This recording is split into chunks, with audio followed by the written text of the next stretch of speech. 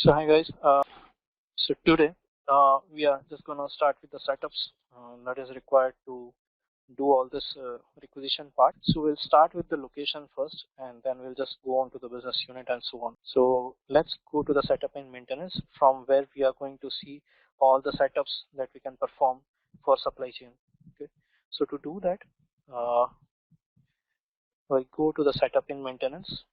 So this is how you can navigate to setup and maintenance to do any setups. And over here, you need to decide the scope that for which particular field that you're going to do the setups. So just for an example, if I'm doing the setups for procurement, I'll select scope as a procurement.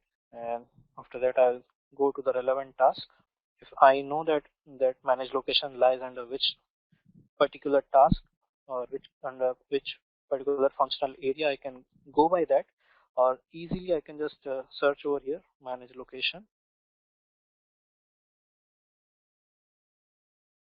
and go to that particular task. So this is the first setup that we generally do in any implementation. So we start with the location, and from there on we go with the next set of tasks. Now this is the search screen that based upon the different criteria you can search the existing location. But if you want to create a new location, then simply you can click on create. So there could be a different reason why you need to create a location. First thing is you might require a location for the inventory org. You might want to create a different ship to locations, different deliver to locations. So all that things can be created from here. So click on create. So once we click on create, by default, the effective start date comes as 1/1/1951. So if you want to change the date and want to make it effective from today's date, you can do it, or else you can go to the further list of things. Next thing is location set. Now this is something that act as a security. So if I keep it common set over here, then based upon my particular security in the business unit, I can decide that which all location and which all reference set should be visible under one particular business unit. So while we do the business unit setup, I can decide that which location should be visible. So if I keep at the business unit level that all the location having common set should be visible, and if this location is having common set, then this particular location will be available in my business unit. So similarly, let's just create one location. Let's make it Atlanta. Give the code.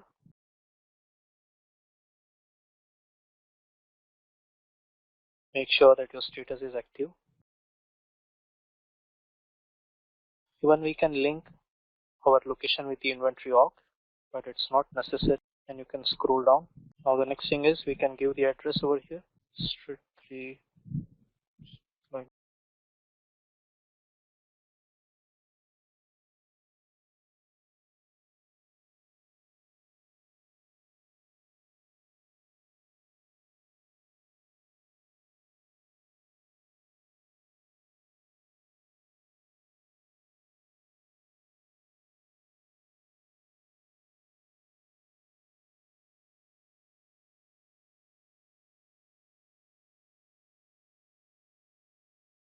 So I just took the zip code and the rest of the details got populated automatically. Apart from that, there are some extra information. If you want to capture, you can capture it, or you can just scroll down to the main thing, that is whether this particular location can be used as a ship to site, yes or no.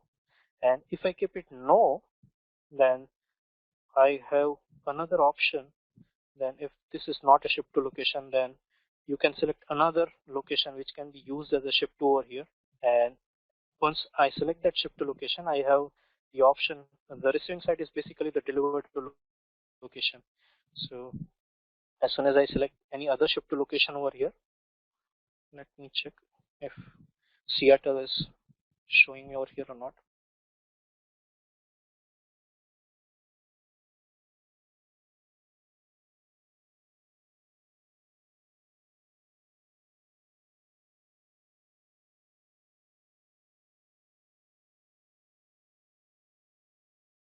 Might be the other location is having a different reference set, so that could be a reason that it is not showing over here. But I can keep the same location as the same ship to site, and I can decide whether this can be used as a build to site or not. my office site is this or not. And once I'm decide everything over here, I can just click on.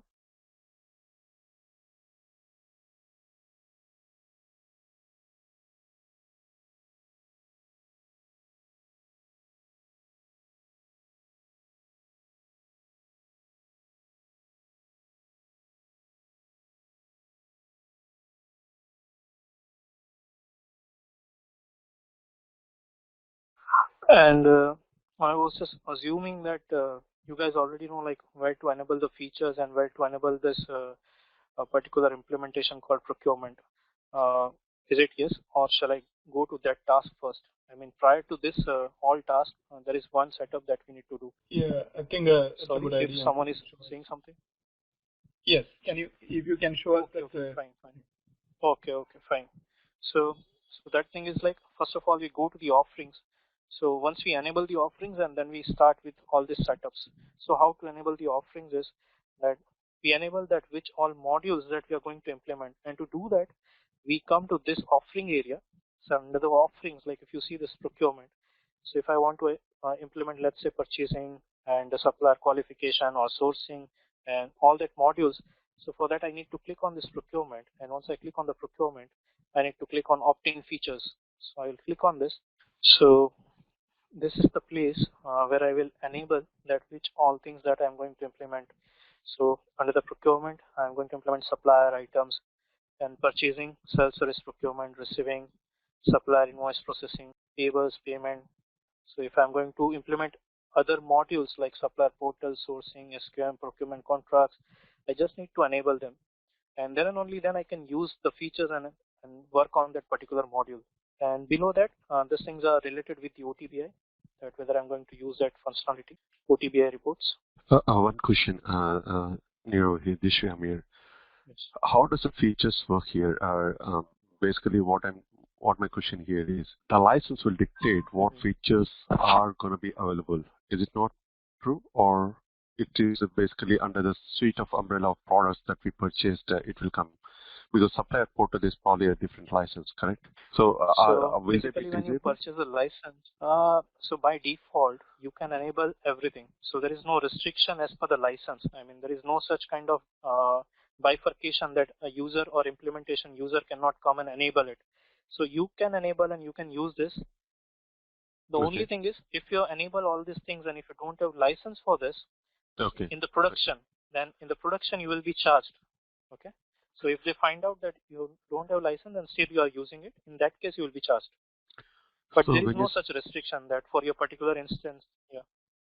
Okay, so in development or in your sandbox environment, you can enable and try it out. That's what you're saying? Hello? You mean to say no? There is no sandbox over here. No. What I'm saying, if you're It is saying that something that in production, if you turn, you can't turn out because the features may not be available because we didn't have the license. But in non-production environments, we'll can we turn on this and then try the feature out, or it will be still controlled by the license? No, actually they are not controlling in test, neither in production. Okay. What they will do is they will just do the audit on a regular basis on the production. Oh. So in case in production, if they find anything unusual which you have not been licensed, then and only then you will be charged.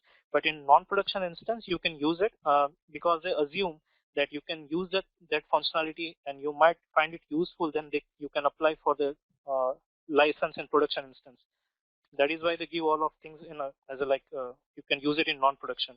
They will not charge for non-production instance. Okay, thank you. Thanks, Nero. And in case of other modules, like all the modules will have some kind of features that if you want to use it or not, and this do get changed after every release. So just for an example, if I go to sourcing or purchasing anything, if I click on edit, so these are the list of features: full supply, profile change management. So if you allow this functionality, then you can have the approval level setups for the suppliers. And so these features get changed from release to release. And if you want to know more about this, you can simply go and search on what's new and like something like this, what's new and Oracle sourcing release 21A. So every time, like as soon as they make a new release, they will have all these new features listed over here, and what is the summary of all these features. So purchasing and sourcing. So likewise, you can see this, that on the release, you can check what is the update that is coming on every time. And many features do get obsolete. So you will see that list over here that this will be enabled temporarily or permanently from this release. Let me go to the purchasing and see whether that extra information is available in that features or not. So while implementation, we can go to each and every. So over here, if you see this, send purchasing document attachment as a separate file. So if you enable this feature, then attachment will be sent separately while sending the purchase orders. So if system is sending purchase order automatically, in that case, the attachment will be sent separately. Automatically determine requested delivery date using agreed lead time. So all this, like there are separate features which you enable, then and only then it will work while performing a functional cycle. Now if you see this, that update blanket purchase agreement price break in bulk. So this will be enabled permanently from 21A. And how you can check the release is that you go to this particular login area, you go to this about this application, and you can see this version 20D. So right now, whatever that we are doing over here is all the features will be there till this 20D. Okay, but the latest release is 21B. This is how you can. So once you enable all these modules, then you can start and go and set up the list of tasks. Same way, for inventory, there is a manufacturing and supply chain material management. We go to that particular task, and it's a similar pattern for any of the modules that you want to implement. You just go to there, go to opt-in features, and enable all the required modules over there. So some must be a shared setup, like for example, suppliers. Then this will be shared across AP, supply chain. You might find it in manufacturing and supply chain management material and things like that. But whatever the extra things are there, for example, inventory and receiving, you can come here and enable it. So once these things are enabled, now I'll just go and jump to the task. Now you go to the procurement, opt-in features. Oh, I'm sorry, I just clicked on opt-in features. I need to get out of this. Click on done. So once I'm done with the location, I can go to manage business unit.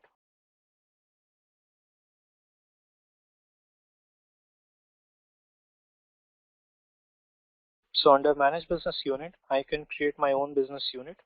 So I'll go to this task. Now this is similar as operating unit. Right now this is a demo instance, so I'm already using US on business unit, but I'll just show you one. I'll just create one dummy business unit.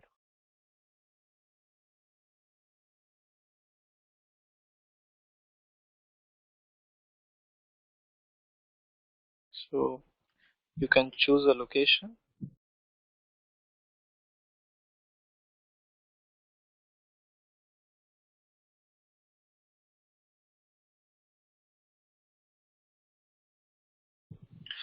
So this is where we can choose that which particular default set will be used over here.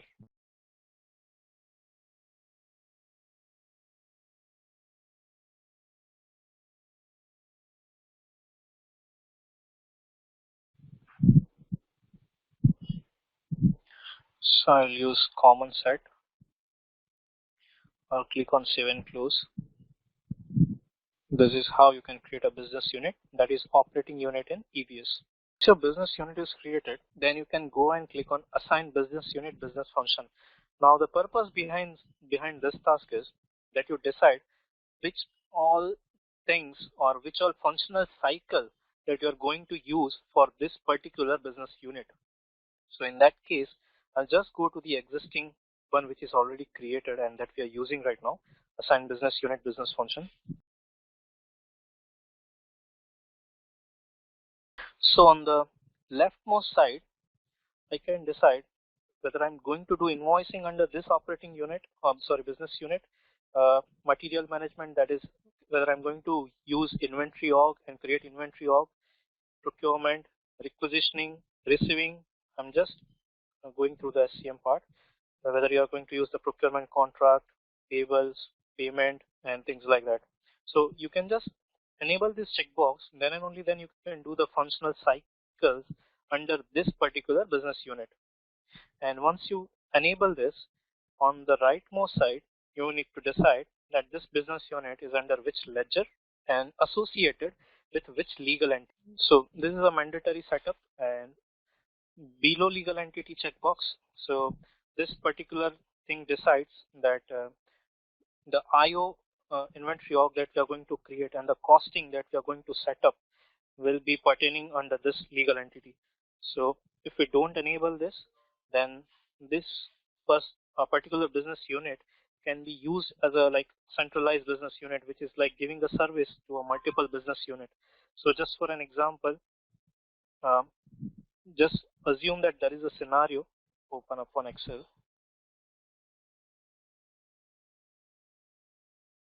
There is US1 BU, US2, sorry, US2 BU, is something called US3 BU. Now, all of these are requisitioning BU as well as invoicing. All of three is having the same functionality. But you want one centralized business unit which will always perform procurement part, that is PO part, just the creation of PO. So in this scenario, what you can do is when you come to this assign business unit business function, you can simply enable the procurement, only procurement. You don't need to enable any other thing. You just enable procurement, and you can select the ledger and legal entity, but you don't select this checkbox. So this will not be fixed. I mean, it will not only serve to this legal entity, but this particular centralized business unit can serve to different legal entities as well. Okay. So the requisition comes from all three business unit.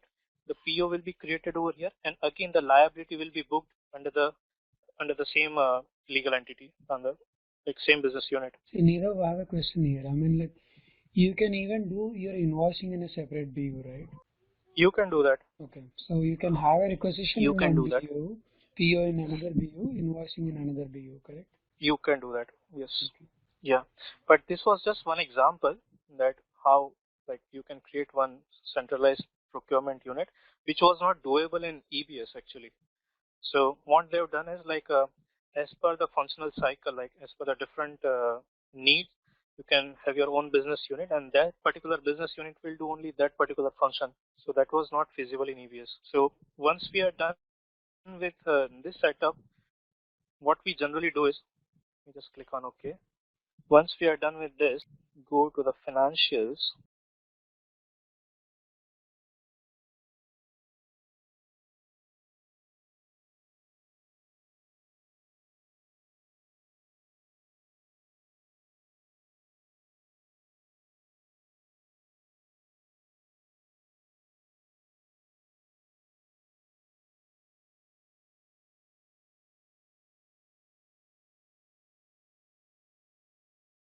We go to this task called Managed Service Provider Relay.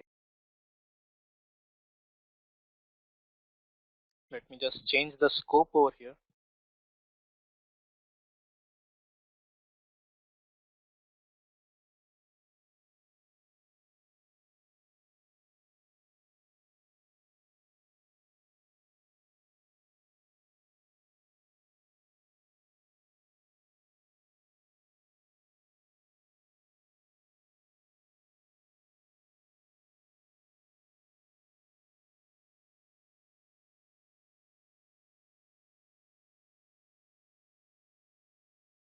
It's taking a lot of time. Anyways, just go with what is there available. Anyways, I just want to explain the concept. So if I go to this task, now this is the place where I decide that which business unit will serve to whom. Just for an example, if you see this managed service provider, there is one business unit which is called Supremo CH business unit. Okay. So under this, these are the list of options that who is the customer payment service provider for the above business unit. So select a business unit that process billings and revenue for this particular business unit, and you can select only one business unit based on the outsourcing policy. So this is for the customer payment service provider. The below is the for the payables, that is AP, and the last section is for the procurement, that you can decide that which all business unit can serve over here as a procurement service provider. So if you have noticed in the customer and payables, at a time, I can only have one business unit who can serve to my client. To serve Supremo CH business unit at a time, I can have only one business unit who can create payment for the customers, payment for payables. This is only one. This could be only one at a time. But if I go to the procurement, I can have multiple business unit who can serve to this particular, can make them active. So basically, this is the place. If you have multiple scenarios and if you want to give service to different or multiple business unit, this is the place where we come and do the setup. That who will serve to whom. I'll again go to procurement now.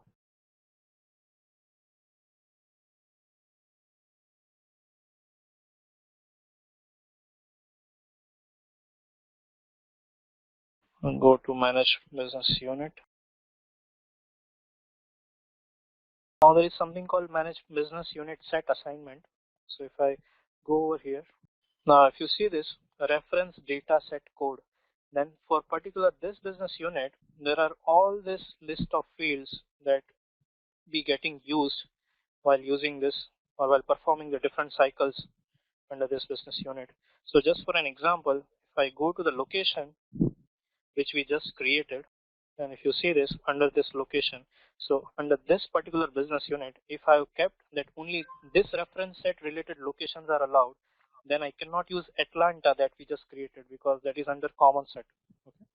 I can only see the list of locations that are having this reference set code. Same way, I have different like payment terms. So for payment terms, it's a common one. So you can see all the payment terms that are having common reference set. So there are a list of values depending upon the which cycles that we are doing, receivables, sales. You have that security that you can control, that which list of things should be visible based upon the reference set. I think this was there in EBS. So, sorry, question. So the reference data set can be done only at the view, or is there any other level that we can set it up? No, we can decide that security at the PU level only.